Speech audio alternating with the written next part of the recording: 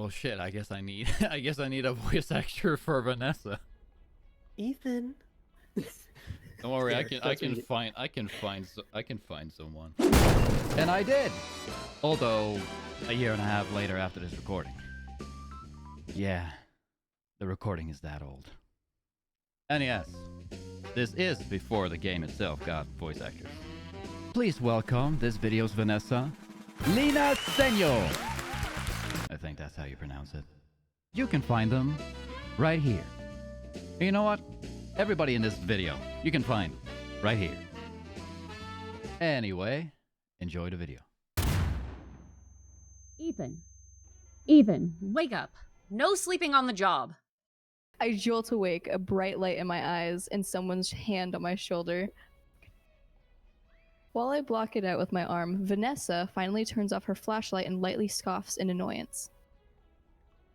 How long was I asleep on this at this table?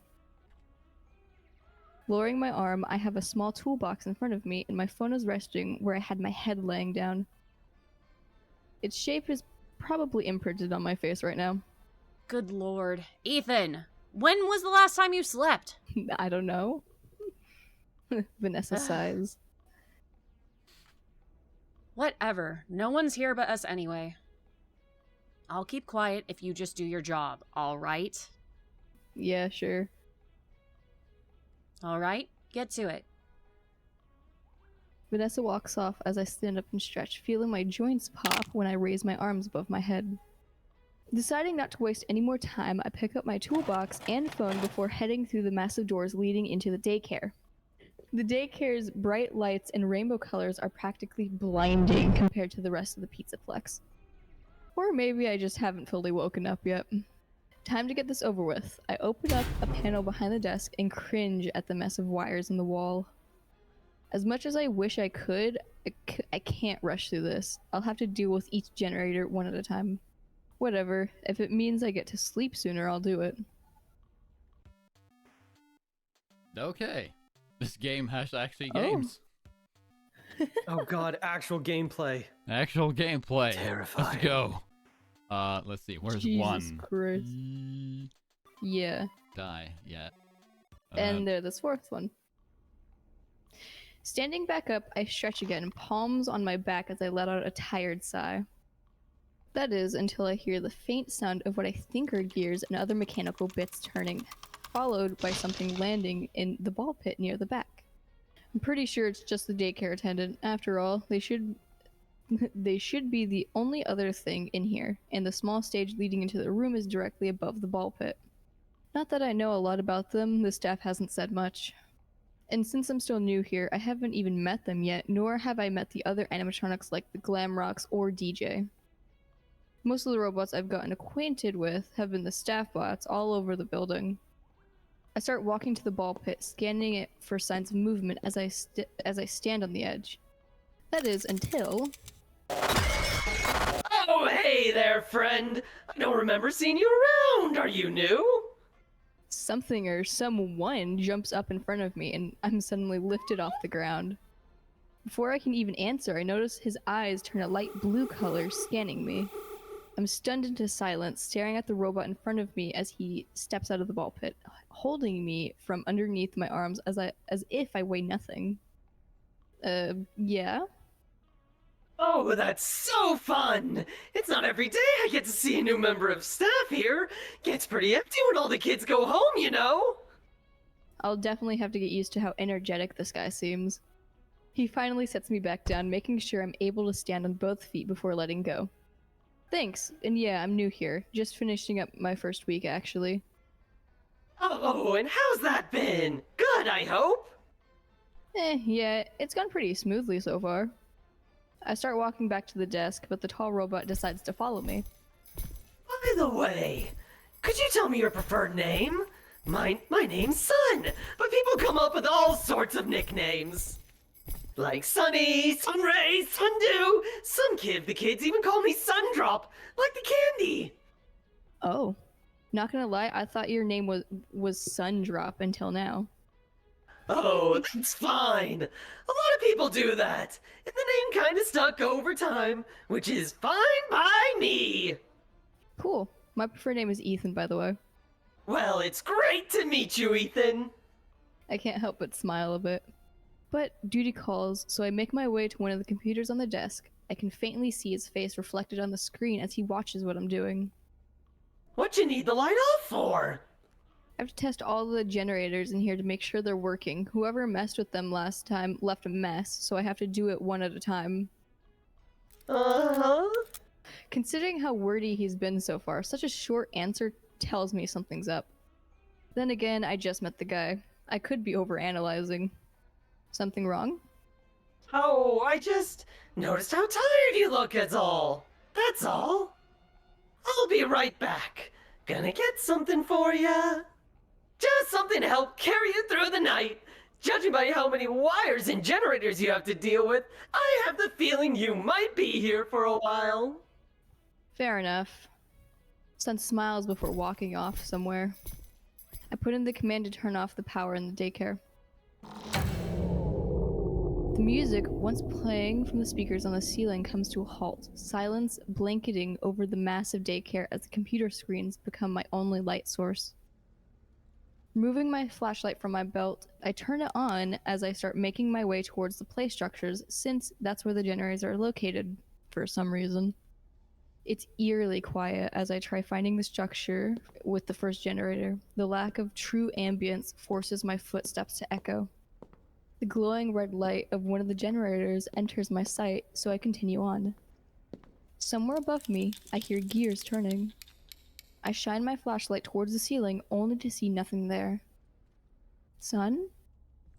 I flinch at the noise, frantically shining my light to see what's there. That didn't sound like sun.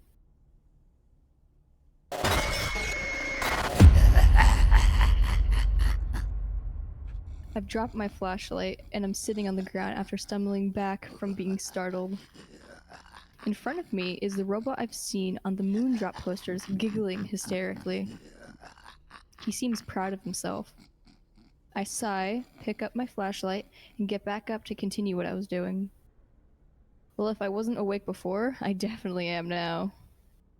He finally stops laughing after I say that. He makes a noise that sounds like he's clearing his throat before he starts to follow me.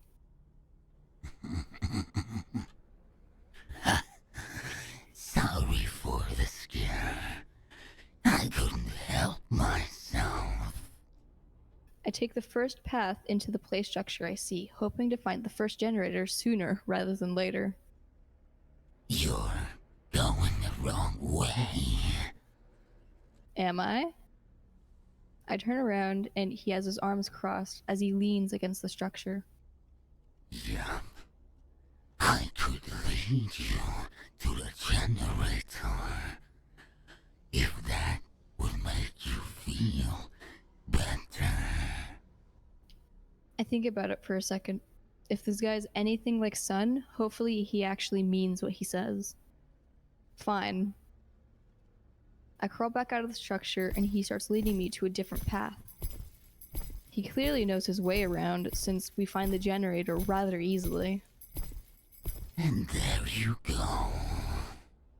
He sits beside me as I go to turn it on, his glowing red eyes watching me as I do my job. Maybe it's just me, but don't you think those red eyes are kind of intimidating for a daycare attendant? Yes. I've been told before.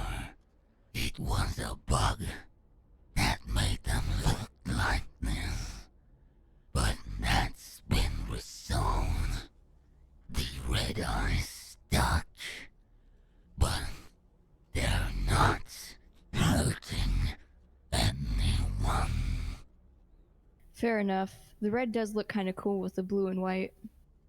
Why, thank you. I roll my eyes, a faint smile on my face.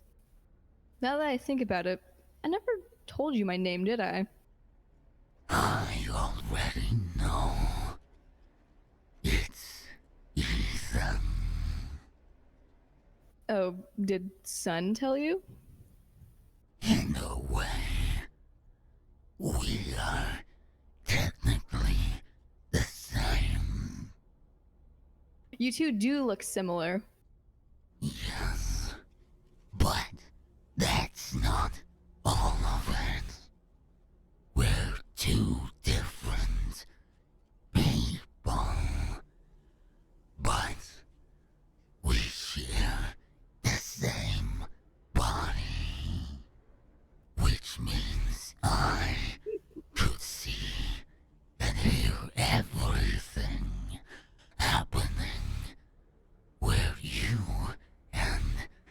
done Mats.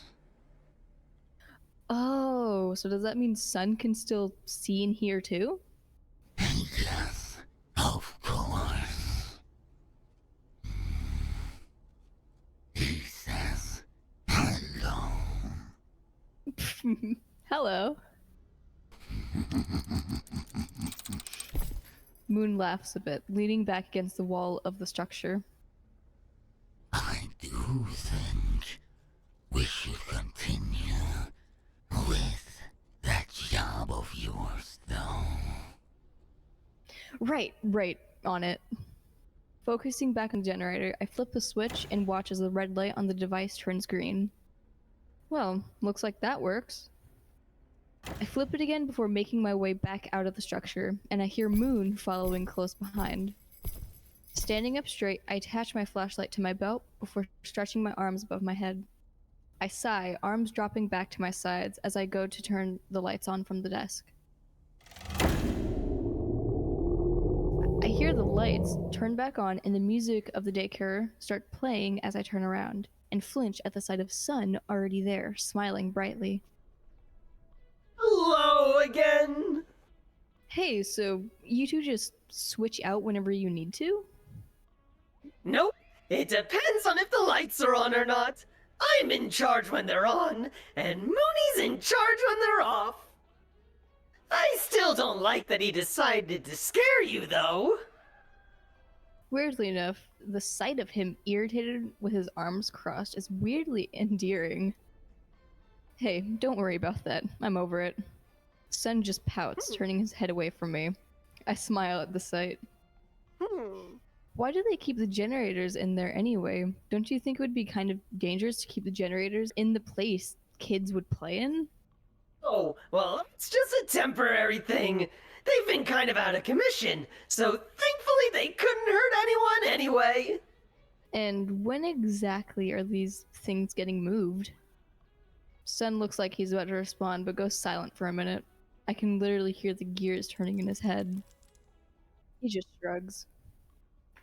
Well, isn't that reassuring? I turn back to the desk so I can keep track of my progress. On it is a short checklist to keep track of how each generator is working. I start looking around for a pen when Sun sticks his hand in front of my face, holding one of those cute little dinosaur on the cap. Here you go! I smile at the gesture, taking the pen so I can mark my progress. Thanks. Alright, here we go again. I go back to the cables, sighing at the tangled mess I still have to deal with. Oh, there, do I get to play again? Alright, 1. The very top of the screen, and then 4, last one. I stand up and take a look at my work. Time to do it all again, I guess. As I go to turn the light off again, I hear music blasting from somewhere else, which is weird since usually the radio isn't off when the Pizzaplex is closed for the night. Any idea what that music is? That's the DJ! He makes his own music, so it's not out of the ordinary to hear it during the night when everyone's gone home. I'd love to be friends with him, but I'm too busy to leave this place most of the time. Really? Yep. When was the last time you left this place? Okay, well, technically I've never left. But every hour when the power gets rerouted, Mooney goes on patrol around the Pizzaplex to make sure we don't get any intruders. He says the DJ makes for good company. I rub my eyes, feeling my lack of sleep catching up with me again. The stress of a new job is really taking a toll on my sleep schedule, I think. Intruders? Mostly just robbers or little punks that don't know better. Usually Mooney's able to catch them before they get far. I let out a yawn as I go back to the computer. That's cool. Switching the lights off, the DayCare once again descends into mostly silence. I hear gears whirring behind me as Moon hums slightly. Still tired, Ethan. Oh, Oh boy, what gave that away? You look like you're going to pass out. I wish I could. I hear Moon step away for a minute. Yawning again, I take my flashlight off my belt as I start to approach the play structures, stopping once I'm a few feet away from the desk. I wait for Moon to come back, since I have a feeling I'll get lost if he doesn't help me with finding the other generators. Hearing the sound of gears whirring above me, I point my flashlight towards the ceiling. It's easier to find this time, probably because he's not trying to startle me again. He lowers himself to the floor, a long cable hooked onto his back from the ceiling, so that's how he flies around the place? There you are. Here, take this. He holds out an already opened soda can for me to take. Grape-flavored fizzy fast, to be specific. Thanks. No problem. Sonny meant to get it for you earlier. But I had something different in mind. He has a smug grin on his face. Yeah, you decided to scare me half to death. Oh, come on. Live a little. I roll my eyes as to take a long sip of the carbonated heart attack in a can. Checking the watch on my other hand, I see that it's already nearing 1 in the morning. For the hour I spent awake, I have gotten surprisingly little done. Great. You want to help with the other generators or what? Moon's expression didn't change. He just stares at me for a moment before speaking. You sound exhausted. I am exhausted. Shouldn't you take a break, then? I take another sip of soda, raising an eyebrow. And do what? Well, I have an hourly patrol to take care of. You could always tag along. You know what? Yeah, sure. Just as long as Vanessa doesn't see me, I guess. Moon's smile grew ever so slightly at my statement, but it seems like more of a genuine smile than his gremlin look earlier. I doubt that will happen. The Pizzaplex is a big place, so the chances of her running into us are rather small. I know, but still. Trust me, it won't happen. Besides, you need to take it easy for a while. You look like you'll pass out if you stand here too long. I'd love to, if I didn't have a job to do. The cable still attached to his back, Moon hovers ever so slightly above the ground before approaching me. Not right now, you don't. Without another word, Moon wraps his arms around my torso before the cable lifts him up, at least 40 feet above the ground. Holy! Panicked, I cling onto him as I stare at the ground far beneath us. Moon doesn't seem to react, simply navigating through the air, carrying me with him. Don't worry. I won't drop you. You better not. Moon clearly knows this place like the back of his hand, because it only takes around a few minutes for us to reach the atrium with the giant holograms of the Glam Rocks, still active despite the Pizzaplex being closed for the night. We pass over a few security bots who pay us no mind. Occasionally, one will look up at us and then continue on with the same blank expression as every other bot. I eventually start to get used to being this high off the ground. Moon says nothing as he scans the area for intruders, thankfully seeing nothing out of the ordinary. Moon lands on a railing on the 3rd floor of the atrium, likely about to change directions and head somewhere else. That is, until an alarm starts blaring from one of the speakers and he suddenly turns to look a different direction. Hopping off the railing, Moon sets me down before hovering off the ground again. Stay here. One of the staff bots alerted me to an intruder. Before I can get another word in, Moon leaves, pushing off the railing to give himself a boost as he flies off. Sighing, I look up to see another staff bot looking at me, seemingly confused. Just guessing by the way it stops and tilts its head when it sees me. It's hard to tell what these guys are thinking when they basically can't emote. You'll tell me if Vanessa's nearby, right? The bot stares. I stare back. I nod in understanding before going to sit on one of the booths at El Chips. Staring at the menu on the other side of the small restaurant, I remember something important. I haven't eaten anything since, this morning? Maybe that's also why I feel so out of it. If only I could inhale the pictures of food on the wall. I try the next best thing and search behind the counter for basically anything that's edible. I found an unopened bag of nachos. I head back to the booth, opening the bag of chips and eating my makeshift lunch. Peering back into the atrium, the bot isn't there anymore. From where I'm sitting, it looks like the number of staff bots around seem pretty sparse in general.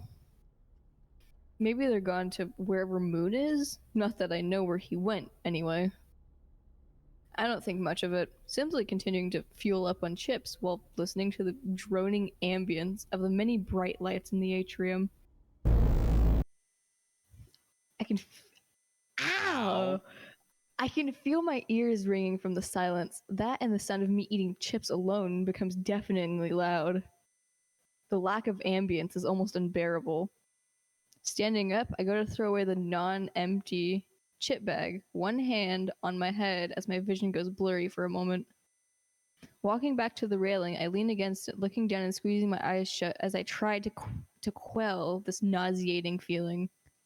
When I open them again, my vision is still fading in and out, while a strange red overlay seems to wash over what little I'm still able to see. Stumbling back, I look around for one of the staff bots for help, disoriented by whatever is happening to me. But instead of a staff bot,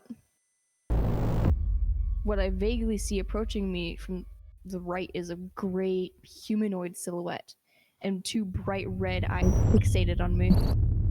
Startled, I make a run for the stairs, hoping to find a staff bot somewhere nearby. My vision still hasn't fixed itself. In fact, it's gone worse, as I misstep and tumble down the first short flight of stairs. I force myself back up, using the railing for support before something grabs the back of my shirt. I let go and try to swing at whoever grabbed me, missing due to my disoriented vision. I bump into the other railing before getting dragged back up the stairs by one of my arms, my attacker having an iron grip on it. Looking up, I see someone clad in a gray rabbit suit, bright red eyes staring down at me with an eerily large, unmoving black grin.